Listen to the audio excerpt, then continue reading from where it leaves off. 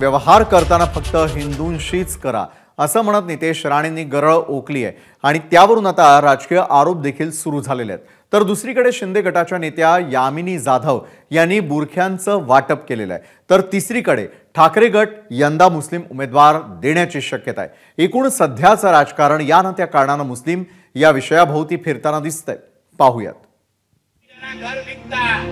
त्यांच्याबरोबर व्यवहार करताना ते हिंदूच असले पाहिजे एवढं फक्त काळजी घ्या। प्रत्येक लोकांनी एक शपथ घेतली पाहिजे माझ्या सहकार्याने की मी जो काय व्यवहार करेन तो फक्त हिंदूंशीच करेन। हे सर्व धर्म समभाव आपण मानायचं नाही। ते भाईचारा घाला त्यांच्या आपल्याला काय पडायचं नाही त्या बाजूने। भाजपचे आमदार नितेश नारायण राणे यांनी जाहीर सभेत ही गरळ ओकली आहे।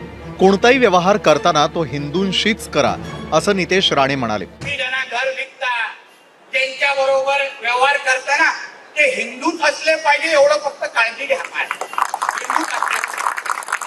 प्रत्येक लोकांनी एक शपथ घेतली पाहिजे माझ्या सहकार्याने की मी जो काय व्यवहार करेन तो फक्त हिंदूंशीच करेन अशी शपथ घेऊन इथून निघाला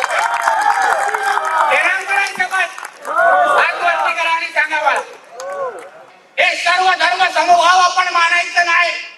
ते भाईचारा घाला त्यांच्या आपल्याला काय पडायचं नाही त्या बाजूने। नितेश राणेंच्या या वादग्रस्त वक्तव्यानंतर त्यांचेच मित्र पक्ष असलेल्या अजित पवारांनी मात्र चांगलेच कान उपटले।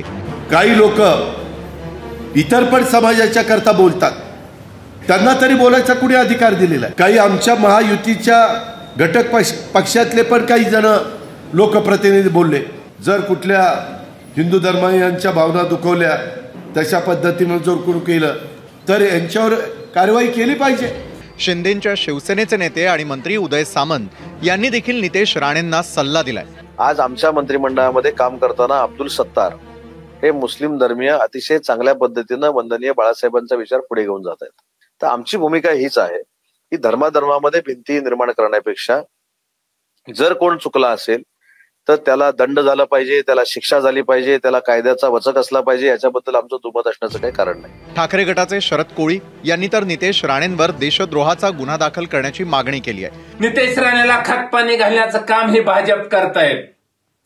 म्हणूनच असल्या जातीवादी आमदारावर तात्काळ नितेश राणेवरती गुन्हा दाखल करा।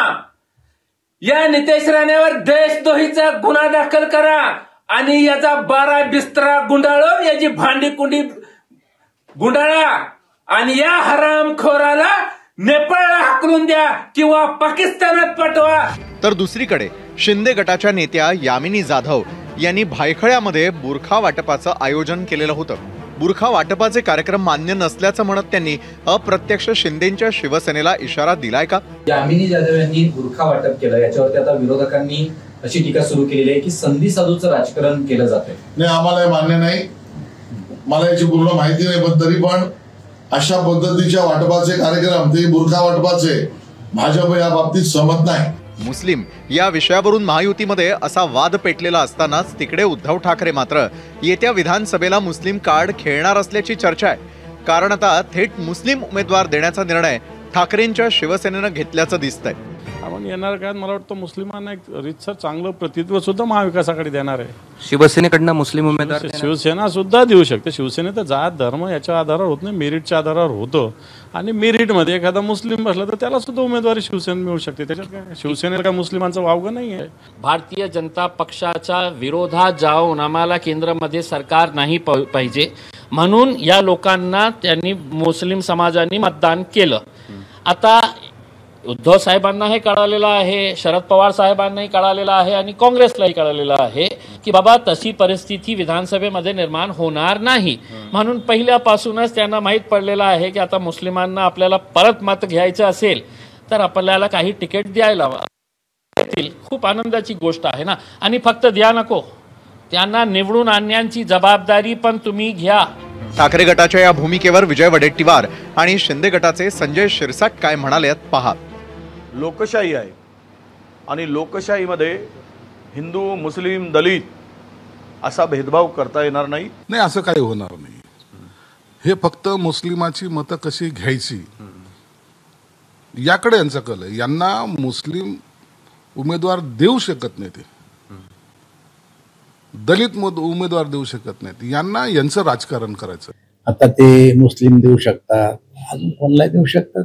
हिंदुत्वाचा विचार त्यांनी मागे सोडलेला आहे. त्यामुळे त्यांच्याकडून आता अपेक्षा करणं की हिंदूला न्याय मिळेल हे चुकीचं आहे. लोकप्रतिनिधी हा फक्त एका विशिष्ट धर्माचा कैवारी असू शकत नाही आणि मतांसाठी एका विशिष्ट धर्माशी वैर घेणं हे तर लोकशाहीच्या कोणत्याच चौकटीत बसत नाही. गरळ ओकण्यापूर्वी सर्व लोकप्रतिनिधींनी याचा जरूर विचार करावा. ब्युरो रिपोर्ट, एबीपी माझा. एबीपी माझा, उघडा डोळे बघा नीट.